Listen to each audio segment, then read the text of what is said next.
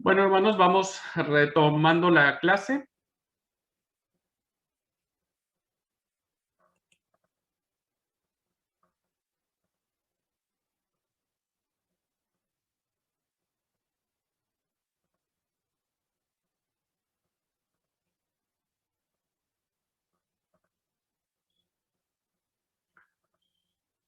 Bueno,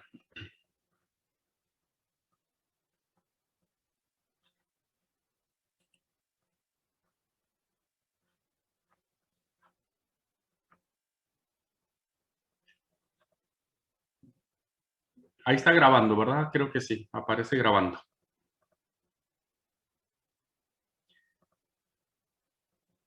Vamos a ver ahora el tema de la Biblia griega o la Septuaginta. Y quiero decir, hermanos, que esta es una de las traducciones más importantes que tenemos del texto bíblico.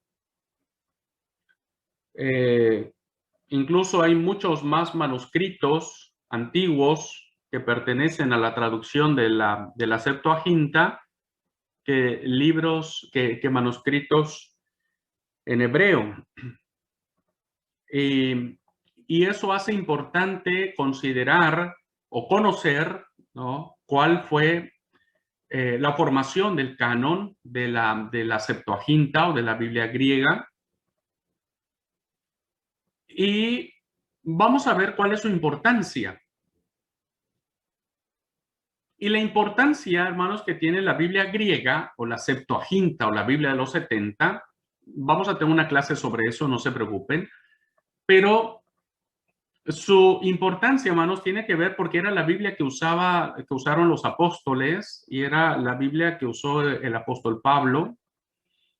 Esta traducción de los 70 fue la Biblia que acompañó a los primeros cristianos y por lo tanto tiene su propia importancia. Voy a compartir la pantalla para ahora mirar los libros que pertenecen a la Septuaginta. Bien, ya empezamos a notar algunas diferencias. Nuestra Biblia, entonces, dijimos que el Antiguo Testamento tenía 39 libros. En la Biblia hebrea tiene 24, que vienen siendo los mismos, hermanos, que nosotros tenemos. Hubo un tiempo en que, por ejemplo, Flavio Josefo, el gran historiador judío, quiso reducir el número de libros del canon hebreo a 22 libros, porque él era más bien un deseo de él, un interés personal, porque quería que los libros de la Biblia, los hebreo, correspondiera al alefato hebreo, que ustedes saben que el alefato hebreo tiene 22 letras. Entonces él quería hacerlo, pero en esencia, de manera muy, muy general, se aceptan los 24 libros del texto hebreo. No así la Biblia griega, hermano. La Biblia griega tiene 53 libros, ¿no? O sea, muchos más de los que nosotros tenemos. La Biblia griega agrupa o tiene 3 grandes secciones, igual que la Biblia hebrea. Y ellos agrupan, hermanos, en una sola lo que son los libros de leyes e historia, los libros poéticos y los libros proféticos. Es como ellos agrupan estos 53 libros que se tienen. Los primeros 5 libros son iguales, hermanos. Tenemos allí los mismos: Génesis, Éxodo, Levítico, Número y Deuteronomio. No va a cambiar ni en la griega, ni en la hebrea, ni en la católica, ¿no? Seguirán estando igual. Incluso en el Pentateuco samaritano también, o la Biblia samaritana también. De hecho, el canon samaritano solo tiene el Pentateuco. solo tiene el Pentateuco, modificado, por cierto, pero ellos solamente reconocen los primeros 5 libros. Después agrupan en el mismo tenor, ¿no? Como que se separan un poco de la veneración que se tiene sobre la Torá, y entonces colocan en ese mismo nivel a los libros históricos que parte nuestra tradición evangélica de agrupar en ese concepto los siguientes libros: Josué, Jueces, aquí incluye Ruth, porque este fue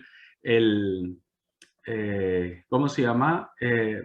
La razón por la cual Ruth aparece después de Jueces o anterior a Samuel, por la historia que ya les conté de David.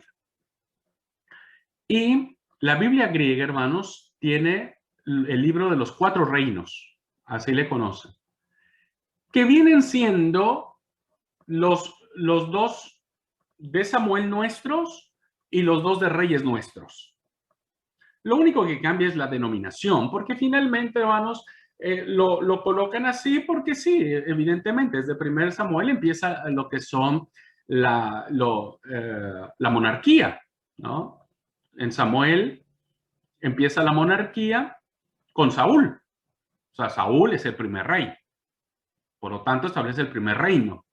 Y la denominación que hace la Biblia griega sobre estos libros es correcta, porque iniciará con el primer rey y terminará con el último rey que gobierna Jerusalén antes de que ésta sea tomada por los babilonios, ¿no? Entonces, pero la Biblia griega lo denomina como los 4 reinos, que primero y segundo de reinos vendrían siendo primero y segundo de Samuel nuestro, tercer y cuarto de reinos vendrían siendo primera y segunda de reyes. No pasa nada con la denominación, hermano, no sucede nada si algún día alguien refiere el libro de Samuel como el libro de reinos, porque, insisto, es así.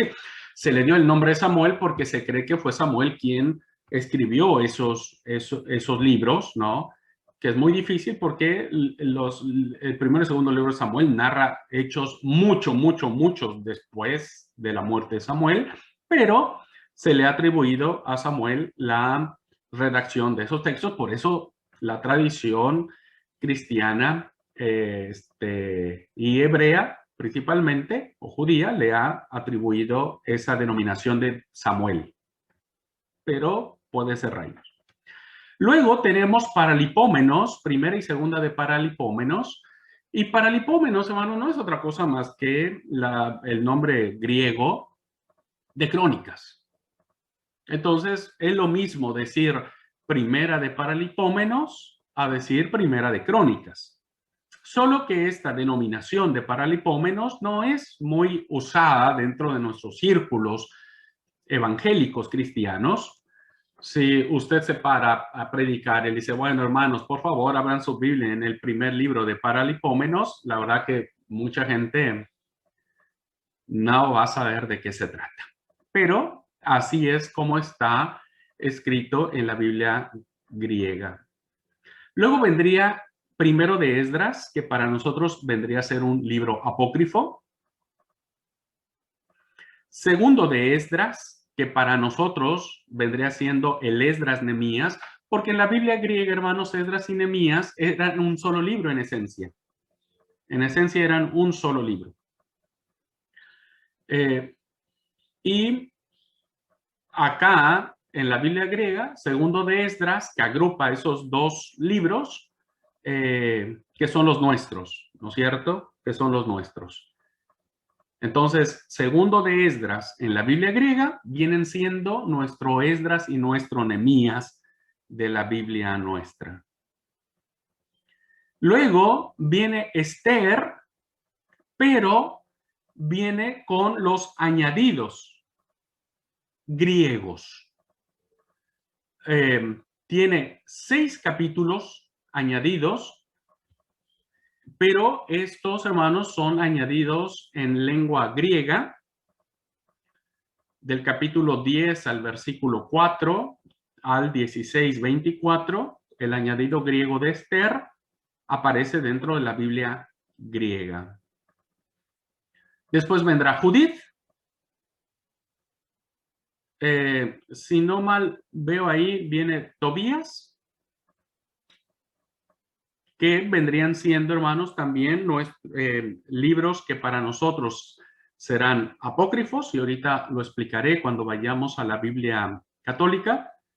Y vendrían aquí los 4 de Macabeos. Los Macabeos, hermanos, narrarán la historia de los hijos de un sacerdote que van a pelear contra los griegos que están sometidos. Entonces, los libros de los Macabeos serán los libros 4 en total que aparecerán dentro de la Biblia griega y serán considerados como palabra de Dios, como inspirados por Dios en esta Biblia. Luego, hermanos, tenemos la segunda sección, que son los libros poéticos. Y tenemos el Salmos, ¿no? Solo que acá hay un salmo más en la Biblia griega, el Salmo 151.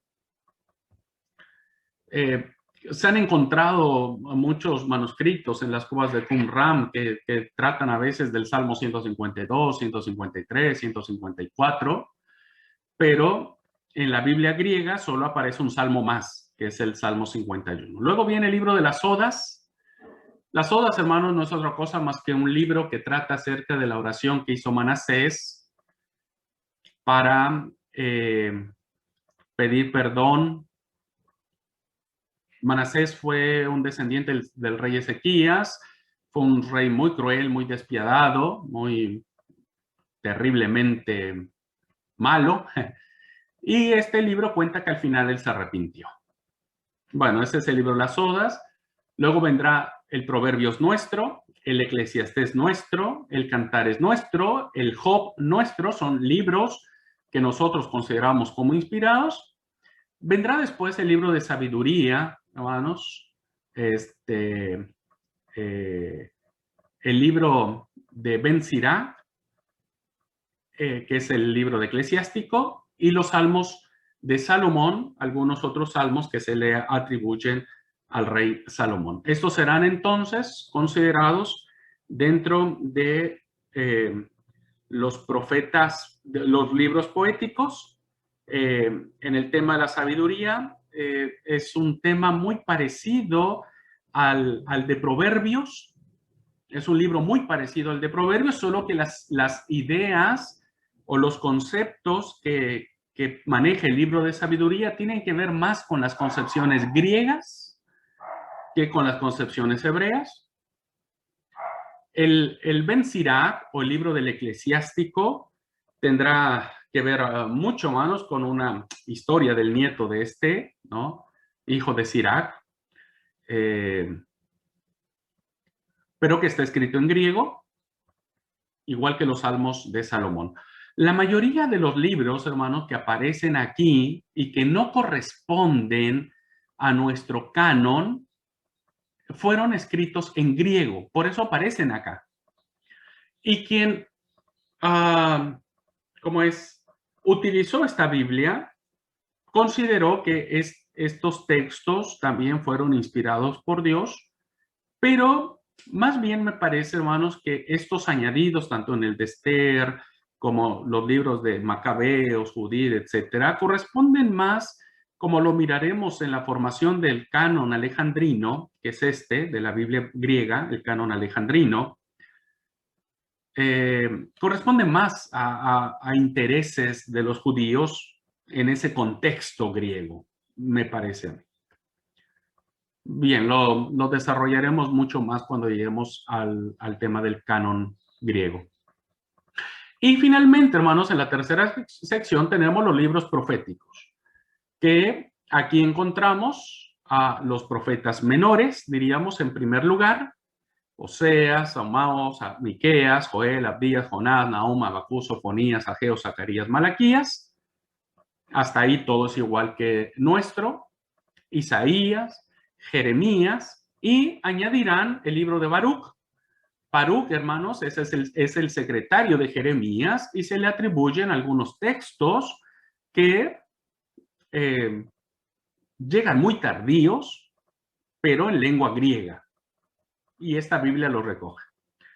Lamentaciones, que son nuestras lamentaciones, el libro de lamentaciones, no nuestras lamentaciones, el libro de lamentaciones nuestro. La carta de Jeremías, Baruch 6, el capítulo 6. Ezequiel, que es el Ezequiel nuestro. Y vendrá el añadido, hermanos, de Daniel.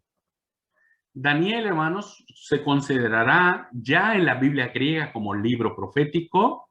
Ya expliqué que en la Biblia hebrea no lo consideran como profeta, sino más bien lo ubican en el género apocalíptico, pero los griegos sí, los griegos lo toman como género poético y entonces también reconocen como inspirado el tema de la adición que aparece en Daniel 13 con la historia de una mujer llamada Susana.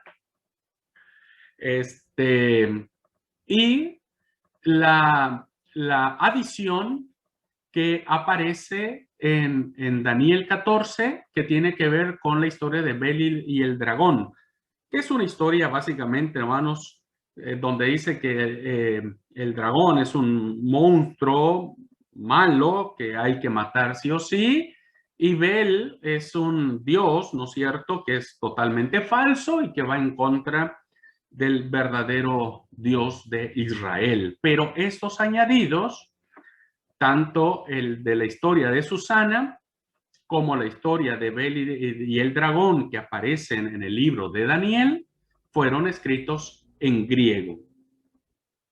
Adelanto, hermanos, adelanto que uno de los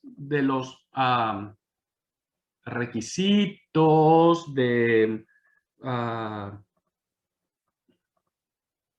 los requisitos que debería de tener un libro para considerarse canónico o palabra de Dios o inspirado por Dios, es que este tendría que venir en lengua hebrea.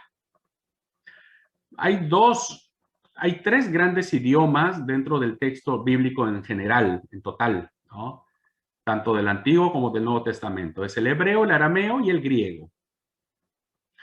En el caso específico del Antiguo Testamento, uno de los parámetros que utilizó la tradición judía fue el hecho de que los libros que estuvieran escritos en lengua hebrea o aramea, que era la lengua que finalmente terminó hablando el Señor Jesús y sus discípulos, eran libros inspirados. Por eso es que nosotros usamos el canon de Palestina o el canon hebreo, reconociendo que ese requisito era fundamental para reconocer que ese libro era palabra de Dios, que hubiera estado escrito en hebreo.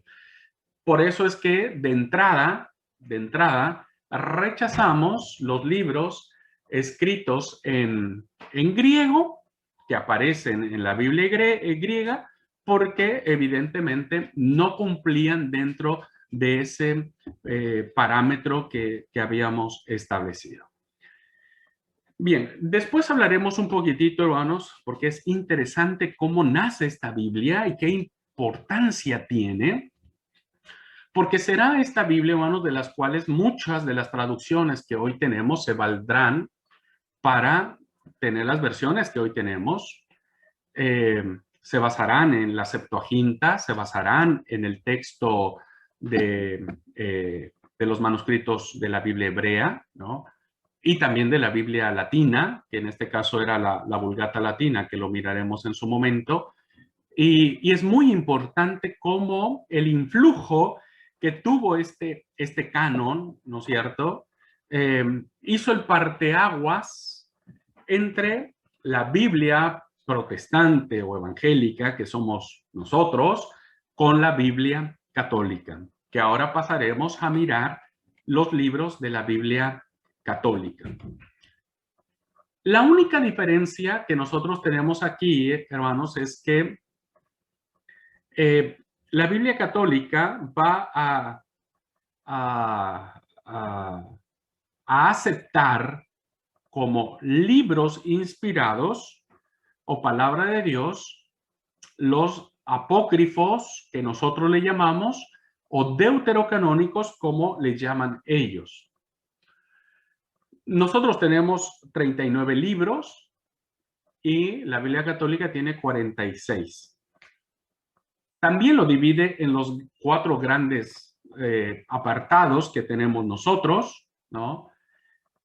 El Pentateuco, que es exactamente igual, Génesis, Éxodo, Levítico, Números y Deuteronomio. Vamos a tener los libros históricos, igual, solo que aquí va también a seguir la lista propuesta por la Septuaginta, teniendo a Josué, Jueces, Ruth, primero de Samuel, segundo de Samuel, primero de Reyes, segundo de Reyes, primero de Crónicas, segundo de Crónicas.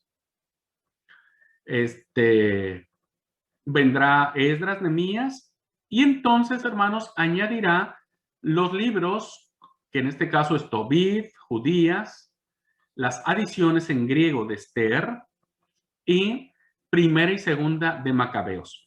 A ver, voy a ver si puedo explicarlo.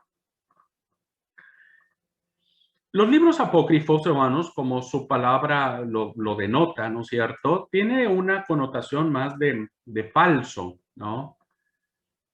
Y lo falso va en contraposición con lo que es verdadero. Y ustedes saben que ya vimos que para que un libro sea inspirado por Dios, tiene que ser verdadero, no debe tener error, ¿no?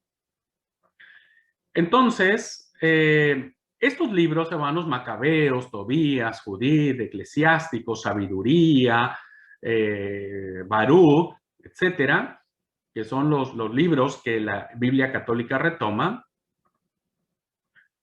vinieron como que navegando en el transcurso de la historia, ¿no?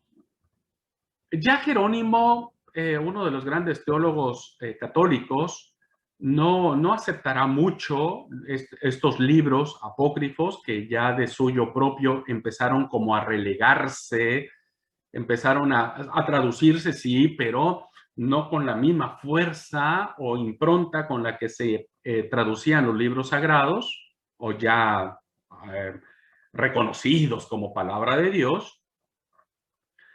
Y no fue, hermanos, hasta la época de la Reforma, cuando Martín Lutero, en el prólogo de su Biblia, que tradujo al alemán, él también traduce estos libros apócrifos, ¿no es cierto? Pero él dice, los libros apócrifos son libros que son útiles para el conocimiento de las cosas que sucedieron. Estoy parafraseando a Lutero, pero la palabra más precisa es que él consideraba a estos libros no como palabra de Dios, no como inspirados por Dios, sino útiles para el conocimiento. Provechosos, decía él, provechosos.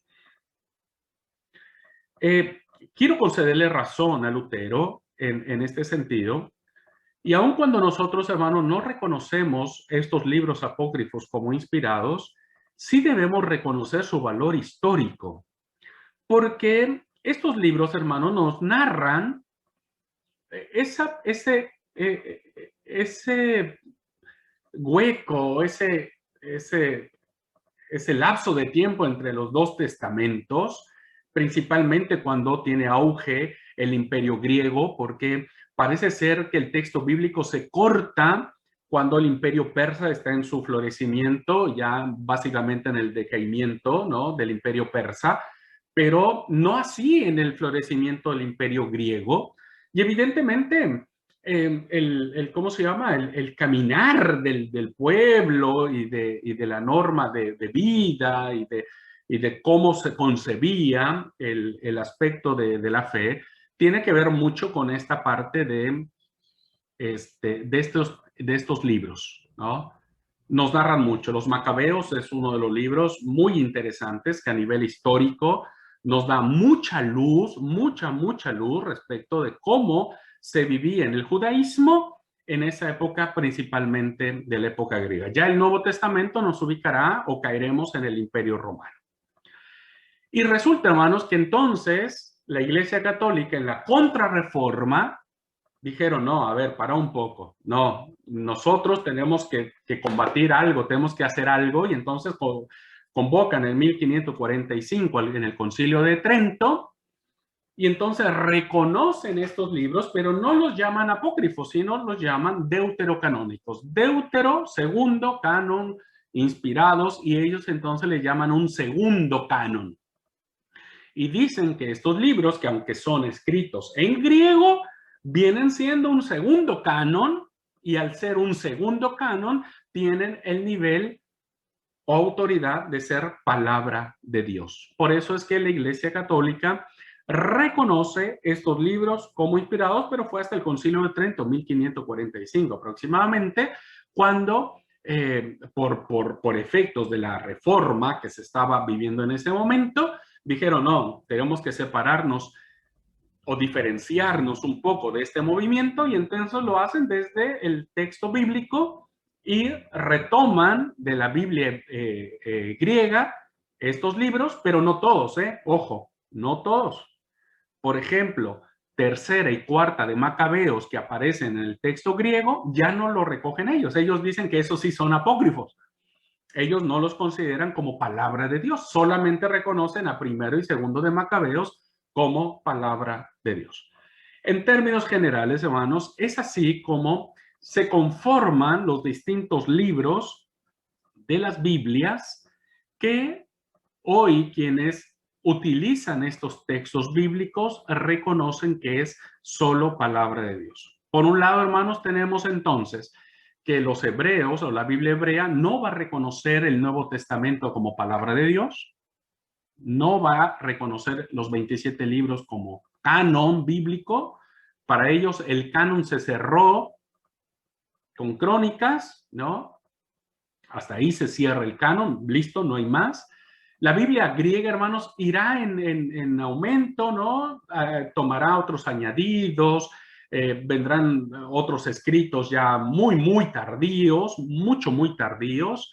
La Biblia católica dirá, bueno, reconocemos los dos testamentos, pero los deuterocanónicos o apócrifos son palabra de Dios, y nosotros, los evangélicos, nos quedaremos con 39 libros del Antiguo Testamento, siguiendo el concepto bíblico hebraico o de los hebreos, pero para nosotros el canon hebreo no está cerrado. Para nosotros el canon hebreo está abierto al canon del Nuevo Testamento, que lo veremos en su momento. Bien.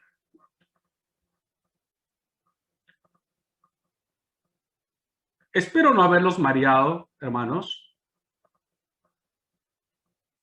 Y si los mareé, bueno, aquí estamos para desmarearlos.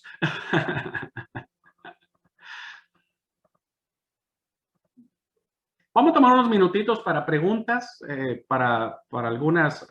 Me interesa que quede muy claro esto. A ver, sé que hay muchos conceptos, hermanos, que a ustedes no les queda claro hasta que no veamos el tema de cómo se desarrollan tanto el canon hebreo como el canon griego, ¿no es cierto? Pero es muy importante que para que ustedes sepan eso y lleguemos a ese punto, al menos tengan un panorama de oídas y aprendido de qué libros estamos hablando, ¿no? Por eso era importante hacer esta clase. ¿Alguien tiene alguna pregunta, hermanos? ¿O todo quedó tan claro como el agua?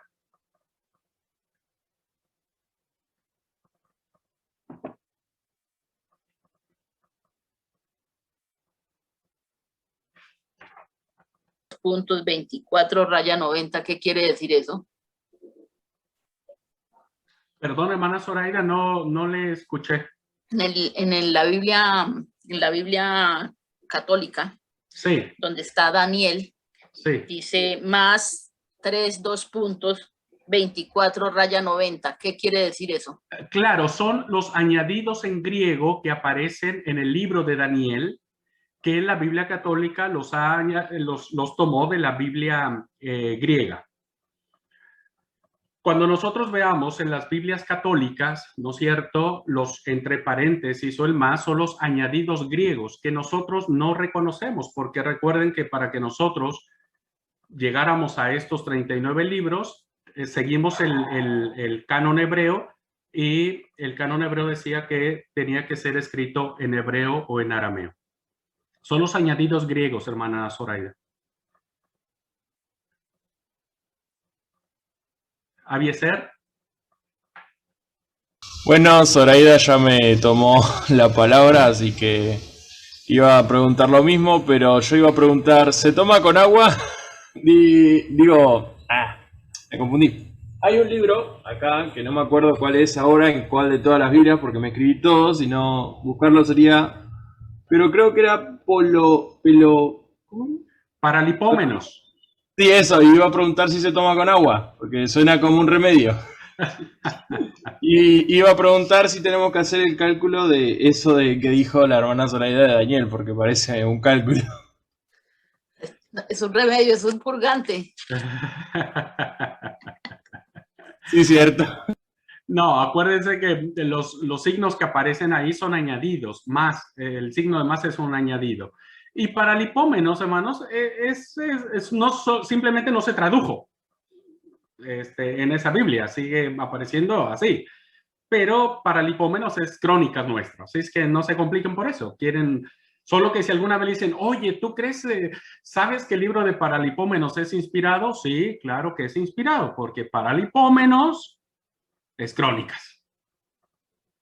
¿Ok? Gracias, gracias. Bueno. Hermano, para otra preguntita, fue que cuando la Biblia griega pasó un avión y yo no escuché qué es lo que dijo en Odas, después de Salmos, en la Biblia griega. Sí, las Odas, hermanos, es un libro que narra en términos generales la oración de Manasés. Manasés, hermanos, como el relato bíblico lo señala en el libro de los Reyes, un rey cruel, perverso, malo. Dicen que inundó de cabo a rabo a Jerusalén de sangre inocente, así dice el texto. Y las Odas es un libro que narra la oración última, donde se dice que Manasés al final se arrepintió y Dios lo perdonó.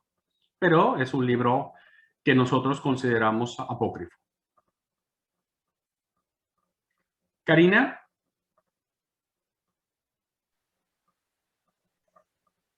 Sí, quiero hacer simplemente un comentario. Estuvo muy interesante esta clase y bueno, yo tengo la Biblia católica y estuve mirando y bueno, se ve muy interesante y la verdad que esta clase la voy a tener que volver a ver y recontra ver y ir anotando muchas cosas, ¿viste? Para ir memorizando y tener en cuenta, porque si no, en una sola clase es imposible de aprenderse todo.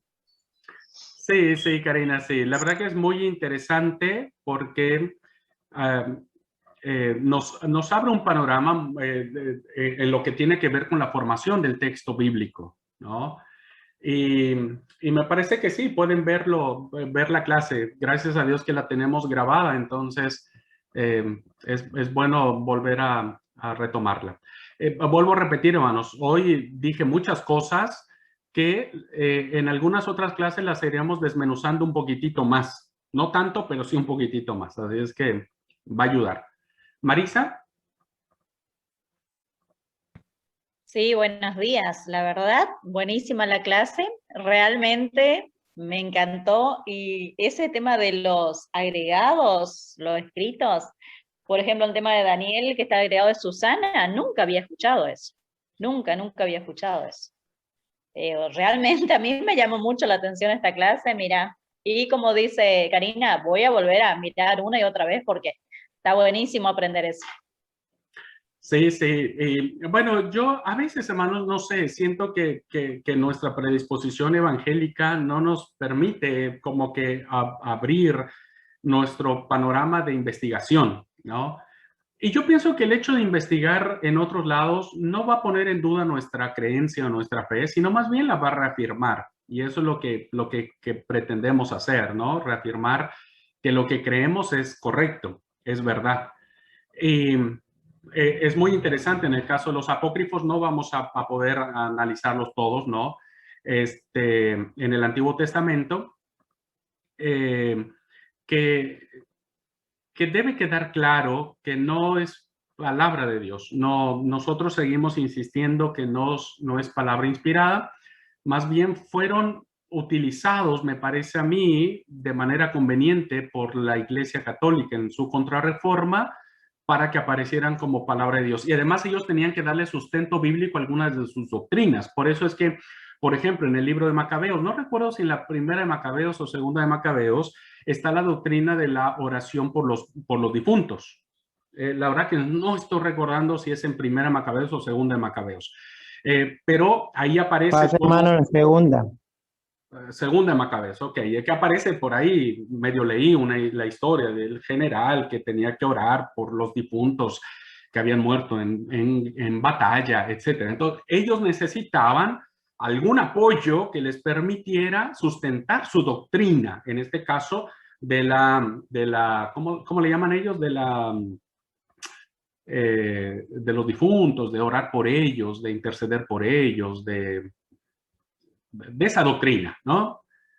Más bien me parece que fue más conveniente que palabra de Dios. ¿Beren? Bueno, gracias. Buen día a todos, hermanos. Espero que Dios nos esté bendiciendo. Saludos. No, lo mío era más que nada un comentario, algo relacionado a lo que vos decías apenas. La clase está re buena y bueno, va en el sentido de que yo creo que está bueno que nos demos esa oportunidad, creo yo, de poder aprender mirando otras Biblias, otras incluso traducciones.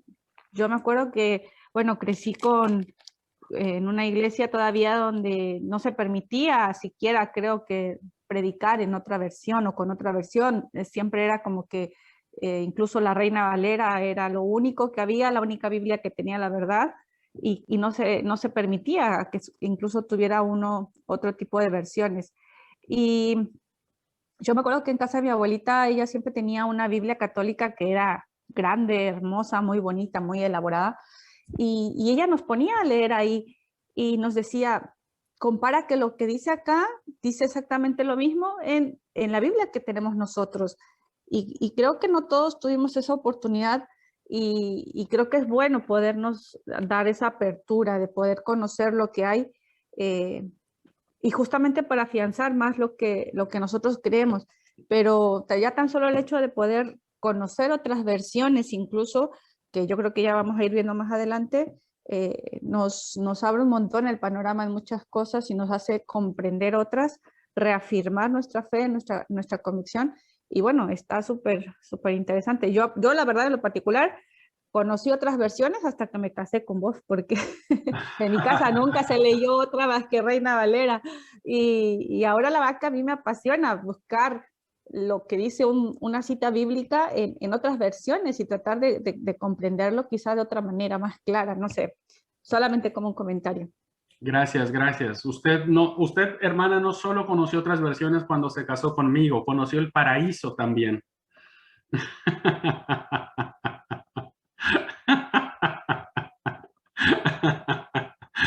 Espero que no diga, y el infierno igual. Conoció el amor impreso en esa Biblia de Reina Valera. Sí. Claro que eso no se cuenta. ¿Por qué no, hermana? Ya me sonrojé, hermano, ya me sonrojó. Bueno, era para distensar un poco la clase, hermanos. Clelia. Hola, buen día a todos. Quería preguntarle, pastor, como vimos tantas versiones, por ejemplo, mi mamá tenía la versión de la Biblia católica, y ella por ahí, a ella le asombraban muchas historias que contaban que por ahí algunas historias se pueden tomar como para comentarlas o para contarlas cuando damos los sermones. No tomar la base bíblica de esas Biblias, sino siempre teniendo en cuenta la que nosotros usamos, la de la Reina Valera, pero sí, por ejemplo, para tomar alguna historia, como por ejemplo tomamos las anécdotas o tomamos las imágenes para poder complementar por ahí el sermón, pero sin tomar las bases bíblicas de otras Biblias, sino siempre manteniendo las nuestras.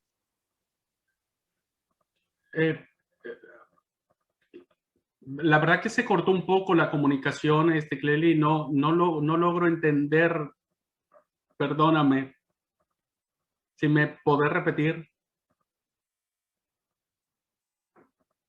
Traté de entender, pero tal vez iba a hacer mal en mi respuesta, entonces prefiero...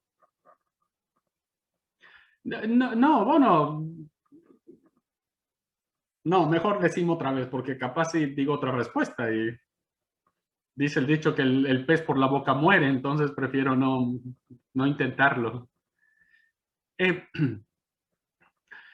A ver, cuando hablamos el tema de las versiones, hermanos, evidentemente hay versiones mucho más, a ver, no sé si la palabra sea la correcta, ojalá no esté equivocado, más buenas, diríamos, que otras versiones, ¿no? En el caso nuestro hay muchas versiones, ¿no? Algunas buenas y algunas no tan buenas. Y lo que quería decir es que lo que dice una Biblia católica, dice nuestra Biblia, solo que en otras palabras, pero es lo mismo, hermanos, es lo mismo, a excepción de los libros apócrifos que ya les dije, ¿no? ¿Puedo parafrasear lo que decía Clelia? Yo le escuché completo. Sí, sí. Bueno, ella, no sé si era pregunta, más bien me parece que era pregunta, que ella decía que si puede uno usar las historias que vienen en otros libros, en los libros apócrifos, para utilizarlos como una anécdota, algo así, en un sermón, pero no citando la base bíblica de ese libro, sino solamente usar las historias que vienen ahí como una anécdota más, como un apoyo para un sermón. Okay. Esa me parece que era su pregunta. Ok, si eso es lo que Clelia quiso decir, sí, claro que sí, porque miren, nosotros podemos usar cualquier punto de referencia, o sea, cualquier libro, aunque no sea de la Biblia, para una historia, una anécdota, sí, mientras no equiparemos las historias que aparecen en los libros apócrifos como palabra de Dios, está bien, está bien. Vuelvo a repetir, Lutero decía que esos libros eran muy útiles. Miren, hermanos, yo no me he leído todos los libros de Macabeos, sinceramente. Estoy tratando de leer los míos primero y después voy a tratar de ir para los otros, ¿no? Pero es interesante. Cuando usted mira la historia, ¿no? Del sacerdote, que la verdad que no recuerdo si es Matías, el sacerdote, los hijos... soy malo para recordarme el nombre del sacerdote de los hijos. Es muy interesante cómo narra la historia, ¿no es cierto? Por ejemplo, de Antíoco Epífanes. Antíoco Epífanes, hermanos, será un personaje muy importante, porque será un personaje que será descrito, por ejemplo, en el profeta Daniel, por ejemplo. Entonces, conocer lo que sucedió en ese tiempo, Antíoco, imagínense, fue capaz de sacrificar chanchos o cerdos dentro del templo, ¿no? ¿Dónde sabemos eso? Bueno, en la historia que nos narra el libro de Macabeos. Como libros históricos, hermanos, son muy importantes para conocer ese lapso de tiempo, insisto, intertestamentario, es decir, el lapso de tiempo entre los dos testamentos, son muy útiles. Pero creo que sí, pueden utilizarlos, sí. No leemos solo el carácter de palabra de Dios, porque recordemos que nosotros solamente le hemos dado ese carácter a los 39 libros. Bueno, hermanos. Karina. Sí, una pregunta más. No sé si, creo que usted había dicho al principio de esta nueva materia, el examen, ¿cómo sería el examen de esta materia? El examen solo va a ser para conocimiento, va a ser a través de un cuestionario. Yo voy a hacer cuestionarios intermedios, pero solo va a ser ese el medio que vamos a utilizar. Yo voy a estar subiendo recursos, hermanos. Por ejemplo, ya subí a la plataforma un breve documental, si no mal recuerdo, que tiene que ver con la inspiración del texto bíblico, algo así. Voy a estar subiendo lecturas, voy a estar subiendo algunos videos que son muy buenos para reforzar esta parte del conocimiento, pero para probar la materia solo va a ser un examen final. Y el examen final, hermanos, aunque ustedes van a tener 3 intentos, como ha sucedido en otras materias, la calificación va a versar en el primer intento. Lo que ustedes saquen en el primer intento de su examen será su calificación. Los otros intentos solamente son para que ustedes refuercen el conocimiento, para que ustedes digan, ¿en qué me equivoqué? Lo vuelvan a hacer, ¿ok? Bueno, hermanos, espero que pueda estar siendo útil la materia, ¿no? Y que sigamos. A mí me apasiona el texto bíblico, me apasiona un montón, entonces espero que podamos seguir manteniendo esa pasión en lo que resta de la formación nuestra. Todavía falta mucho más, hermanos, estamos empezando, falta mucho más. Sí. Como dijo Jack el Destripador, vayámonos por partes. Lucy. Sí, yo la verdad he estado en clases en la Facultad de Teología y he escuchado todas estas clases y el mirarla que ha hecho énfasis en que la palabra de Dios es donde no nos tenemos que mover y mirar. Eso va a ser la base para nosotros poder descubrir y disfrutar la historia de la Biblia para nuestra vivir, para cuando exponemos la palabra, cuando enseñamos, cuando estamos metidos dentro de lo que Dios está haciendo, lo vamos a entender y lo vamos a comprender.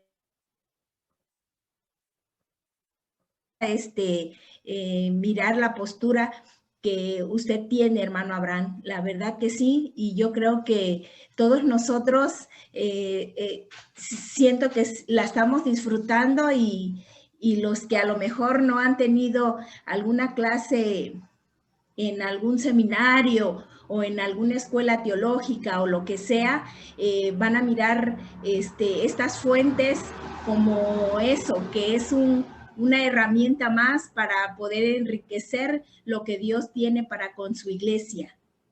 Dios le bendiga mucho.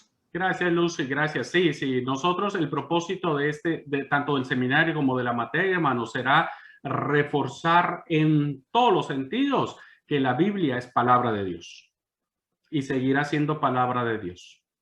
¿Okay? Bueno, pues muchas gracias, hermanos. Nos vamos. ¿Hermana Zoraida? Hermano, para dar un comentario y darle muchas gracias a Dios y a usted, que Dios lo bendiga, hermano, y que a los que nos enseñan también, porque pues yo aprendí a leer en la Biblia, o sea, estoy aprendiendo a conocer mi libro de lectura. Yo aprendí a leer en la Biblia y mi libro de cuentos fueron los libros de Elena de White. Entonces, okay. descubrir la palabra de Dios en este contexto para mí es una delicia. Es algo que, mejor dicho, yo no quisiera pararme de aquí. Entonces le bendigo a Dios por su misericordia y le doy muchas gracias a usted, hermano, que habla me gusta cómo habla. Gracias. Gracias a Dios, Zoraida. Gracias a Dios. La idea es edificarnos mutuamente, todos, crecer para la gloria de Cristo. ¿Okay? Bueno, hermano, ¿hay tiempo para el comentario? No, todavía. Ya cierra. Cortito nomás, Matías. No, entonces no, ya me conoce. No, dale, Matías, dale. Vos sabés que yo a vos siempre te cargo, chamigo. No, yo... Nada, yo sé. No, vos sabés que pensaba en lo que decía, que es muy cierto. Yo, por ejemplo, antes de convertirme a Cristo, participé en el culto 2 o 3 veces y había un hermano que decía por qué el pastor usaba una Biblia católica y decía que esta es la verdadera, por la Reina Valera 1960. De ahí puse a estudiar un poco y veía que era una de las que mayor errores tenía y bueno, pero era la que nosotros por excelencia usamos, ¿viste? Entonces con este estudio vamos acercándonos más a conocer más, y eso no quita, comparto totalmente antes del seminario de estudiar en todas las versiones, porque hay que enriquecerse, y eso no cambia la doctrina que tenemos nosotros como iglesia o como identidad. Así que estoy muy contento por esta materia también y por el contenido que estás compartiendo, realmente maravilloso. Yo comparto plenamente con toda la clase y con todo lo que se viene haciendo con esto de las versiones de la Biblia. Gracias, Matías. Gracias. Sí, vamos a llegar ya a un punto cuando nos paremos frente a las versiones. Ahí tengo algunos comentarios que compartir con ustedes, ¿no es cierto? Pero gracias a Dios que nos permite tener su bendita palabra. Gracias a Dios. Y como dice ella misma, es para 1000 generaciones. Entonces, gracias a Dios por ello. Bueno, hermanos, vamos a orar para despedirnos. Nos vemos mañana en la clase. Mañana vamos a ver cómo se transmite el texto bíblico. Vamos a ver los medios de transmisión. Y después vamos a ya adentrarnos un poquitito a cómo se llega al canon hebreo. Cómo llegamos a tener esos libros como palabra de Dios. Bueno, ¿alguien quiere orar para despedirnos, hermanos?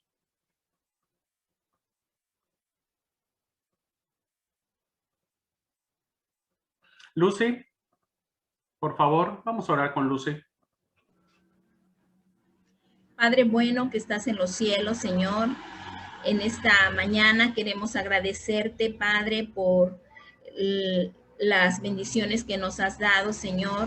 Gracias por darnos la oportunidad de poder estudiar y comprender, Señor, la historia, Señor, de las Escrituras, Padre. Gracias porque has sido bueno, porque nos hablas cada día a nuestro corazón. Papito hermoso, quiero pedirte bendición por cada uno de mis hermanos, Señor, que están presentes, Señor, en esta clase, y por los que van a sintonizar después, Señor, la clase. Yo te pido, Señor, nos des sabiduría, nos des entendimiento, que tu Espíritu Santo, Señor, nos revele, Señor, todo lo que tú tienes para nosotros. En el nombre de Jesús también te pido, Señor, por mi hermano Abraham, por su esposa, por los maestros, Señor, que están siendo partícipes, Padre, de la enseñanza para con nosotros. Gracias, Señor, por todo lo que haces. Permite, Señor, que todo esto, Señor, lo podamos siempre tener en mente, Padre, para enriquecer, Señor, todo lo que tú tienes para con tu iglesia, para que seamos de bendición, Señor, y podamos edificar el cuerpo de Cristo. Gracias, Señor bueno, por todo lo que nos das, en el nombre de Jesús, nuestro Señor, nuestro Salvador. Amén. Amén. Gracias, hermanos. Dios los bendiga.